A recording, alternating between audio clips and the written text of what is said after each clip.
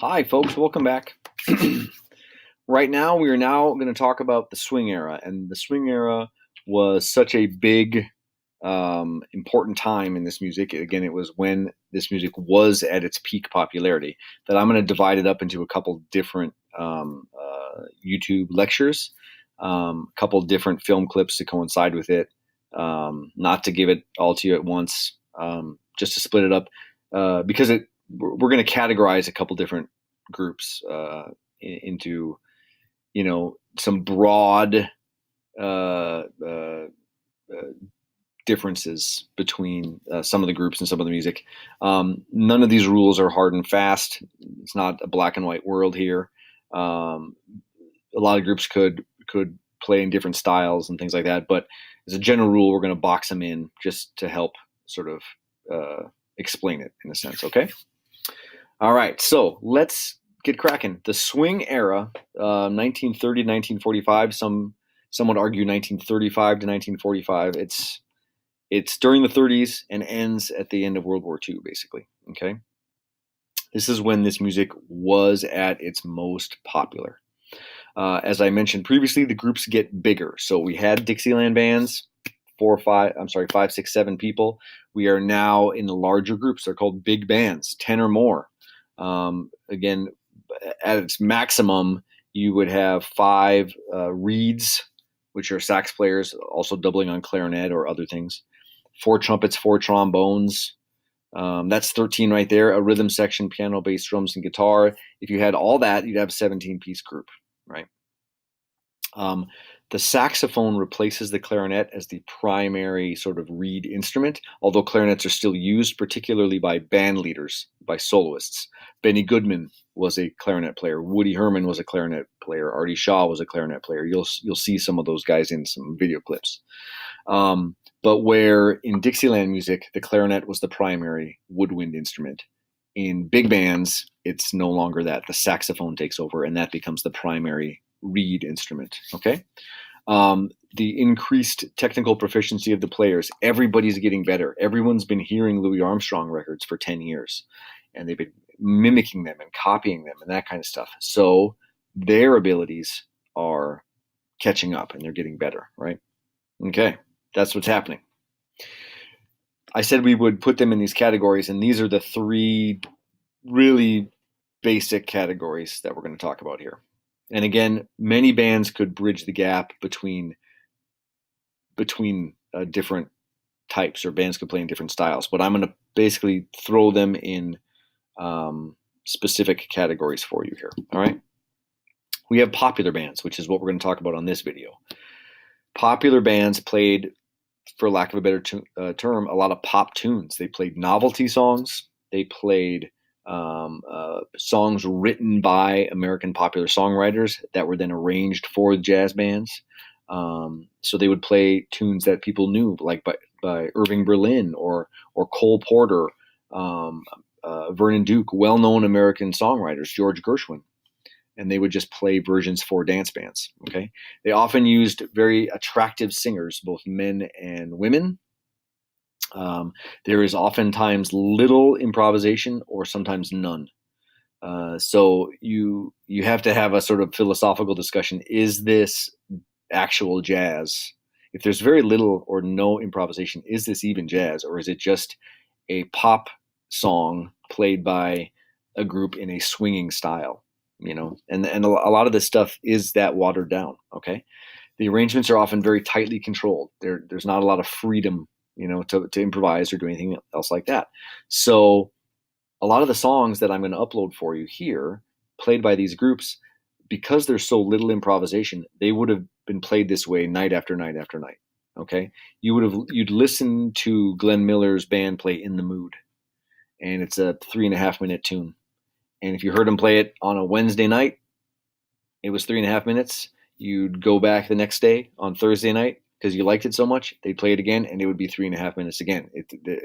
They're playing the notes on the page all the time, and maybe there's some small solos in there. Okay. Other sorts of bands would be more artistic bands that were more experimental and tried other things and relied more on improvisation.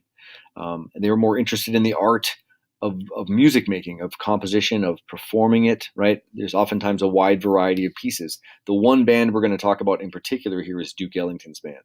But there were other exceptions as well. Artie Shaw's band, who we're going to categorize as a popular band, really, from the clip you're going to see. But Artie Shaw did other things too. He did jazz with like a string quartet. That would definitely be fit in this artistic band category, right? So it's a little more experimental. It's pushing the boundaries, and again, more interested in um, the artistic side of the music instead of just pop tunes. If I can speak that generically, okay. The last group, and again, there were quite a few of these, but we're only going to really talk about one, and that's the Count Basie Band. They were improvisationally based bands. They're bands based almost exclusively on the art of improvisation. They're almost the exact opposite of a popular band, where a popular band has little to no improvisation and tightly controlled arrangements. The improvisationally based bands, their whole songs are essentially jams. They're based on improvising. So almost every single person in the Count Basie Band could improvise and could be asked to improvise at any time. So the songs really are put together sort of organically. They're not even written by songwriters. They're just sort of created out of jam sessions where everybody's, playing, and you play something, you improvise for a while, I'll play something for a while. And the way they were able to do this is they would oftentimes play over the blues. Everybody knows the 12-bar blues. They know the three chords. They know when things happen. So you can start playing together and jamming, right? They would also eventually do it with other like 32-bar standard American song forms. If everybody knows how the chord progression goes, everybody can improvise, right? So these are the type of bands we're going to talk about in the swing era. And again, some could do multiple things. We could even invent some other new categories if we had to, but this is really the basics. And for this clip, we're going to particularly hone in on the popular bands. All right. Before we get into that, you will see a gentleman, or you'll be introduced to a gentleman on a film clip by the name of John Hammond. John Hammond was not a musician. He was actually sort of a critic and jazz fan, and he came actually from a very wealthy family. And so he was able to support jazz musicians and find them work through his connections and basically just paying them to do stuff. He was an influential white businessman and jazz aficionado, working behind the scenes to help secure work for a lot of great jazz musicians. A lot of people might not have made it without John Hammond's help, both black and white. Fletcher Henderson's band, Benny Goodman's band, Count Basie's band, Billie Holiday, you'll hear about. It's a very, very long list of a guy like John Hammond who helped him out. John Hammond eventually was very high up in Columbia Records. He was like an A&R man, an artist and repertoire man. And in addition to sort of coming of age during the swing era and hiring or working to get a lot of this great talent on record and playing in clubs, his career lasted long enough where he signed Ella Fitzgerald to Columbia Records. I'm sorry. He signed Aretha Franklin to Columbia Records, originally as a jazz singer to sing like pop tunes. It didn't work out. And then after her contract expired, she left to a smaller Atlantic Records and started doing soul music and became really famous. But he recognized her talent. He signed Bruce Springsteen to Columbia Records. He recognized Bruce Springsteen's talent. He signed Bob Dylan to Columbia Records, recognized his talent, and that's certainly not jazz, right? So John Hammond really had an ear for talent. We're just obviously going to talk about him under the perspective of jazz, okay? All right, so here are the big bands that we're going to cover. This list could be 20 times longer. There were bands everywhere. It was again, most popular music of the era. But not today, right? We're talking about, just there's only so much time. What I really want to do, I guess, is let you know. Let me do some editing here. Oops. I'll tell you exactly, popular, there we go, what style of music that, for the sake of class, we're going to categorize these in, okay? So Benny Goodman had a popular band 90% of the time. Duke Ellington had an artistic band Again, 90% of the time. Count Basie had the improvisationally based band. Chick Webb, we're going to call it a popular band. Artie Shaw, we're going to call it a popular band. Tommy Dorsey, popular. You see a theme now. Glenn Miller, oops, popular band. Jimmy Lunsford, popular band. Okay, there, that makes more sense. That'll help you study. Okay. Were there others? Yes. And are the lines blurred with some of these, like Artie Shaw, for example? Absolutely. But just for the sake of ease, if you're not 100% familiar with a lot of this music, this, I hope, will help you. Okay. We're going to talk about these pop band guys now, and I've uploaded a bunch of tunes from them. I try to get at least one from each band we'll talk about. It's not necessarily fair to only give you one tune from a band. Again, it's sort of painting with a very broad brush. Like, here's an example of Glenn Miller. That's all you get. Well, we could dig a lot deeper, but it's a 3-week class. We don't have a tremendous amount of time, and there's a lot of other jazz styles to get to. So this is just to kind of lay the groundwork for the swing era. Okay. So the king of swing, Benny Goodman. Benny Goodman was white. He played the clarinet. He had a white band. He was born in Chicago. His parents were Jewish Russian immigrants. He became a very talented clarinet player. So talented, in fact, that he was able to leave home at the age of 16. He left Chicago for California, and he joined a what would be called sort of like a suite band at that time, playing just popular dance music for people in California. He did that for a while. Was eventually fired and moved to New York, where he worked in the studios during the Great Depression. It was good work. It was kind of boring work, but it was good, and anybody would take anything during the Great Depression. He was very ambitious. He sort of had a hard life growing up, so he really worked hard to stay on top of things. Constantly drove his band pretty hard, but the product was good. Okay, as I said, he left home at 16, moved to California. Eventually got to New York and became a sought-after studio musician for radio and recordings. What you have to think or know about at this time, in radio, a lot of the radio music was live. So to be a great studio musician on the radio, you have to be very versatile and just really good. A lot of people play well, but they can't sight read very well. You can't just, here, look at this, play this, and put it on their music stand and just play it right the first time. That's very challenging. In this line of work, you would have to do that. As soon as the record light goes on or the on-air light goes on, you had to play it right the first time. And Benny Goodman was able to do that. He was very good at it.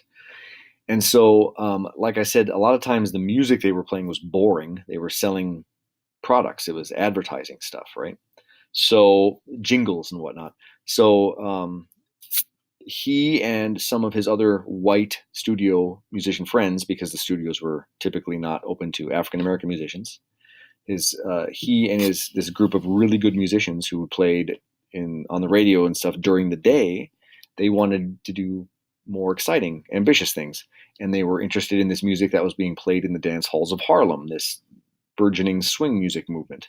So they put together a swing band. Led by Benny Goodman, forming a band made up of New York's top studio musicians, again, who are all white, exceptionally good performers and great sight readers. His band actually won an audition for a brand new radio broadcast that was going to be called Let's Dance on the NBC radio network. It was going to be broadcast across the country, the Let's Dance radio hour. Every Saturday night, there would be a suite band that would play for an hour or so. That was actually, I just wrote this down. The suite band was Kel Murray. And what I mean by suite is more old-fashioned, popular tune type music. The stuff that the young kids who were swing fans, the stuff that their parents would dance to, right? Old arrangements of American popular songs, for example. Not a lot of improvisation, not highly syncopated, old-fashioned music to kind of just do the two-step two or waltz or stuff like that. So you got that for an hour or so by the Kel Murray Group. Then you would get an hour or so of Latin music with brand new Latin steps like rumbas and cha-cha-chas and things like that. And that was played by Xavier Cugat and the Waldorf Astoria Orchestra. And again, this is the sort of stuff people would be kind of drawn to this Latin ethnic music, and they'd learn how to do these new dance steps, rumbas and whatnot. Okay. And then at the very end of the night, you'd get an hour or so of this brand new, hot, exciting, highly syncopated swing music played by Benny Goodman and his orchestra. They played late at night, and in New York, it was like 1 or about midnight when they came on the air. Okay. So that was broadcast live every week, as you'll see from a video that will explain all this a little bit better. It ties it all together. Okay. Well, eventually NBC cancels the show, and Benny Goodman wants to keep the band together, so they arrange for a cross-country tour. They go across the country, and by the time they get to California, they are embraced by a younger generation. They're so excited to see them come and play live on the other side of the country. Long lines outside of the Palomar Ballroom, and they become a huge success. That sort of becomes newsworthy. Benny Goodman, this is 1935. Benny Goodman now sort of becomes the fresh new face of this new music. He becomes the king of swing. Sales of his records skyrocket.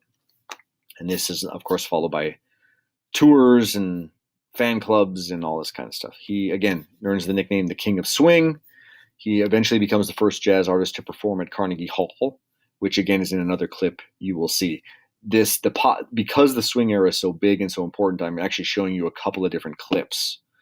Just on the pop bands today, there's going to be 3 quick little clips, or 2 of them aren't even that quick. One of them, I believe it's going to be film worksheet number 8. Another one is number 10, and we'll get to number 9 later. And the number 1 is 13. The number 13 is a short one. Okay, so there's going to be quite a bit of material to kind of supplement this pop band craze. All right. The last little clip specifically talks about this. Benny Goodman, during the swing era, would also record as a small group, or what we call combos. And this became actually a recording group first, not necessarily a live performing group. And because it was done on record, he could racially integrate the group. He could not necessarily have a racially integrated big band in the mid-30s. America was not ready for that. But on record, if they're only recording, you don't know necessarily who's black and who's white. So Benny Goodman started a small group that allowed for more improvisation. That was at first himself, Gene Krupa, who was the drummer of his big band, who was white, and Teddy Wilson. Teddy Wilson was a piano player who did not play in his big band. Teddy Wilson was black. So there's your first sort of integrated group. Later on, he adds Lionel Hampton on the vibraphone. Lionel Hampton was black. And again, he adds Charlie Christian, the first great jazz electric guitar player, was black. So here you get, again, slowly the breaking down of some barriers here, okay? What I would like you to do is I uploaded a couple of tunes of Benny Goodman just to show you a little bit of the diversity. Pardon me. There's going to be a song called Let's Dance, which was actually the theme song of the Benny Goodman Orchestra. And then there's another song to really show you sort of the pop band thing. It's a pop song written by the American popular songwriter Vernon Duke. It features a singer. A lot of these great bands would tour with singers because they would play popular tunes and they needed singers to do it, right? So go listen to both Let's Dance of Benny Goodman and Taking a Chance on Love by the Benny Goodman Orchestra, and then come back and we'll go through a few more bands. Go.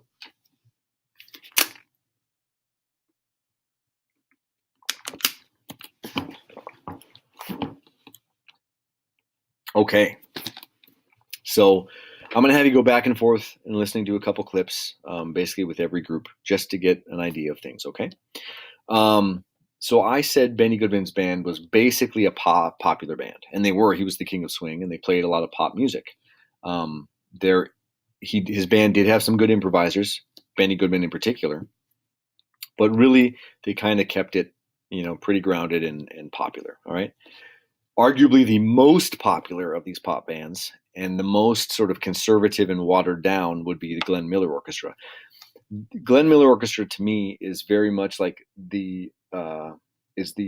follows the path of Paul Whiteman. Paul Whiteman's group played precious little jazz, very little improvisation, right? That was from a previous lecture. Glenn Miller's group kind of takes that to the next level. There's more improvisation, a little bit more.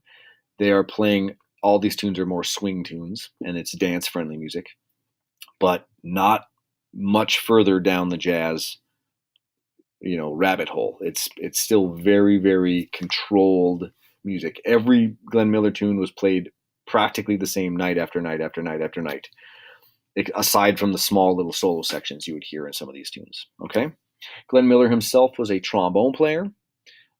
His band was wildly popular, probably the most popular band of the late swing era of the 40s. I should change that. Late 30s to early 40s. He actually died in the early 40s. They played a lot of novelty hits like Little Brown Jug, like nursery rhyme type tunes. They again featured attractive singers. There was a group called Tex Beneke and the Modernaires. Tex Beneke played tenor saxophone in the band and also sang, and the backup singers were the Modernaires. You'll see them in one of these clips. I've also uploaded the song Chattanooga Choo Choo to give you an example of this, of Tex Beneke and the Modernaires and the songs they would sing with the Glenn Miller Orchestra. Again, not really with a lot of improvisation. Glenn Miller joined the Army during World War II. Before there was an Air Force,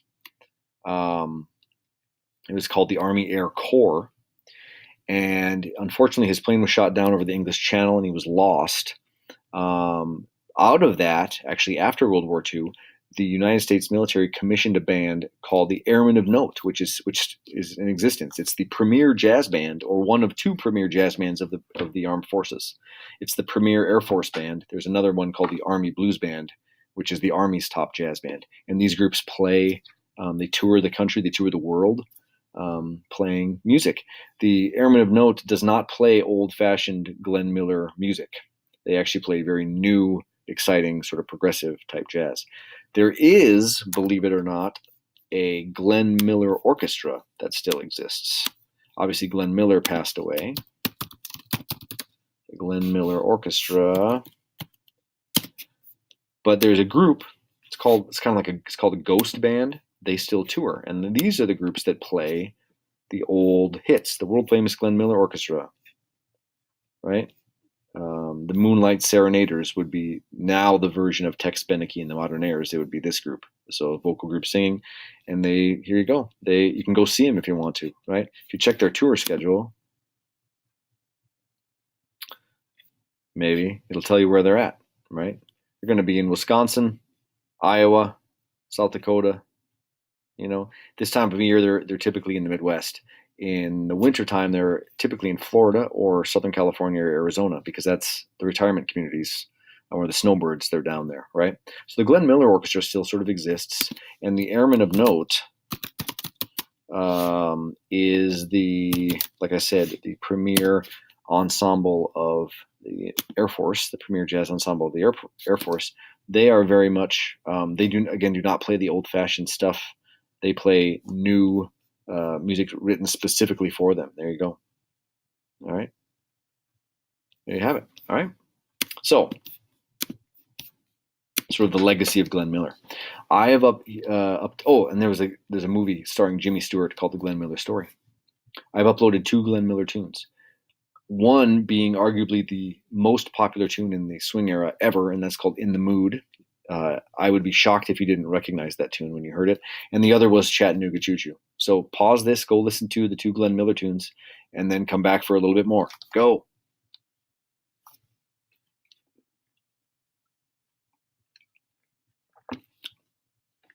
Okay. Another popular band. Another white band. So Benny Goodman's band, White, King of Swing. Glenn Miller's band, most popular band of the late 30s, early 40s, White. Tommy Dorsey's band, White, very, very popular. He was another trombone player. He was also known as the Sentimental Gentleman of Swing, particularly because of his big hit song called I'm Getting Sentimental Over You, which is really kind of like a trombone solo. He plays the trombone melody kind of the whole time through the chart. Frank Sinatra got his start being the singer in the Tommy Dorsey band. before the swing era sort of ended, and then Frank Sinatra went out and became a soloist. So again, handsome singers playing popular tunes. That's kind of what was happening here. The Tommy Dorsey Band also had what was called an exotic book. They played sort of more experimental and exotic tunes. One of which was the Song of India, which is based on a classical music piece by Rimsky-Korsakov, who was Russian. It's still called Song of India. It's not terribly important. Did improvise a little bit in this group, but primarily more of a pop band like Glenn Miller's, playing a lot of pop tunes.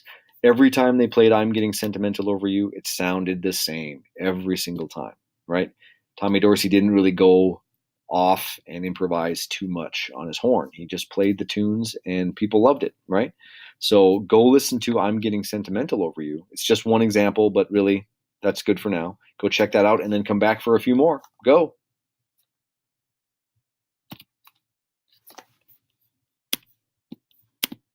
Okay, next up in our popular band discussion is Jimmy Lunceford. Jimmy Lunceford was black and his band was black, but they still played a lot of pop tunes and were very popular at the time. He himself was a saxophone player, led an all-black band. You'll see a clip in there where they're flipping their horns around, and it's very showy. But they were great singing or great swinging group. Again, some quality soloists with some improvisation, but again, mostly this is about showmanship and pop tunes and that kind of stuff. I only gave you one example called The Merry-Go-Round Broke Down, which is sort of my example of a novelty tune. The band mimics sounds of like a calliope going around and then how it breaks down, and they sing about it and all that kind of stuff. Again, sort of cheeky, but in the late 30s, this was popular stuff. So go listen to the one example of the Jimmy Lunceford Orchestra I provided for you, The Merry-Go-Round Broke Down. Come back, 2 more bands to go. Go.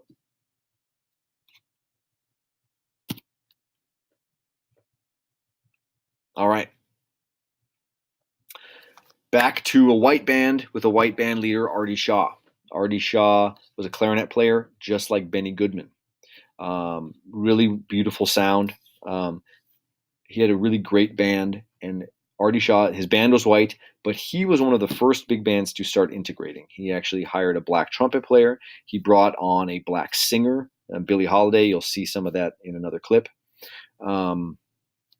Tried to move the music, in other directions, tried to do a lot of experimental stuff.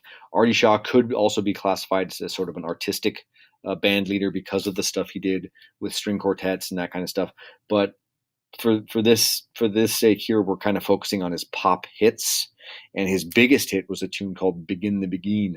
This was a song written by an American popular songwriter named Cole Porter. And Cole Porter didn't write it for Artie Shaw's band. It's a song with words. But in this arrangement, somebody arranged it for Artie Shaw's band. Artie Shaw plays the melody. Instead of singing it, he plays it on his clarinet. It's a lovely little tune, perfect to foxtrot to or whatever. Again, some improvisation in his group, but not really a tremendous amount. It was really more about pop tunes. And that actually, in a sense, kind of drove Artie Shaw out of the business. You're going to show a little video clip with Artie Shaw himself talking about how the business was driving him nuts, and he kind of wanted to innovate, but people wouldn't let him. I would probably feel the same way if I had to play the same music night after night after night. And anyway, you'll see it in the clip. So go listen to Artie Shaw play Begin the Begin, and then come back for one last one. Go.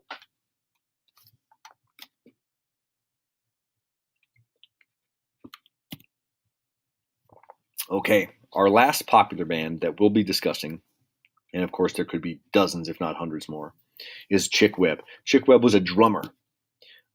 He was black. He led an all-black band. It was the house band at the Savoy Ballroom, where there would be all kinds of dancing going on.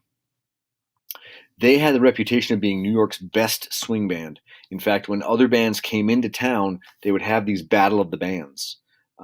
Benny Goodman's band came to the Savoy, and they would face off. There'd be like 2 bandstands. Chick Webb's band would play, Benny Goodman's band would play, back and forth. And it's the dancers that got to vote on the winner, who played the best dance music, right? This happened all the time with these bands. You'll see it actually a little bit. Ella Fitzgerald got her start singing with the Chick Webb band. And then when Chick Webb was frail and had some health issues, died young, and then Ella Fitzgerald sort of took over. It became Ella Fitzgerald and her orchestra, and they continued to score tons and tons of hits after Chick Webb's passing. I uploaded one tune called "Stompin' at the Savoy," which is sort of a staple of this swing era big band repertoire. A great version by Chick Webb, great drumming as he was a drummer. All right, so go check out "Stompin' at the Savoy" by Chick Webb, and that, my friends, after you check that out, you do not have to come back, because that ends our little popular band lecture. The next one we're going to start talking about the improvisational bands and the artistic bands. We'll go off into that area, but right now we just tried to cover all the pop tunes or the pop bands. So keep in mind a lot of popular songs, some of them like novelty type songs for humor and cheekiness. Typically attractive singers to help bring people in as well. Very tightly controlled arrangements, oftentimes without very much improvisation. Those are sort of the keys to popular bands at this time. And again, although not necessarily innovative, it was extremely popular at the time. These are the bands that had all the hits. And again, a lot of these bands, the most well-known ones, the King of Swing, for example, Benny Goodman, White.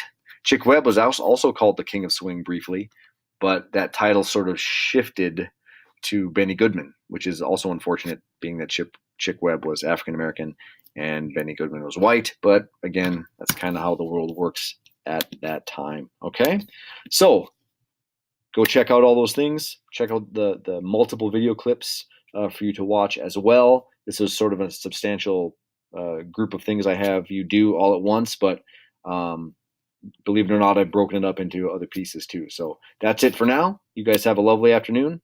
As always, let me know if you have any questions. Until next time, bye-bye.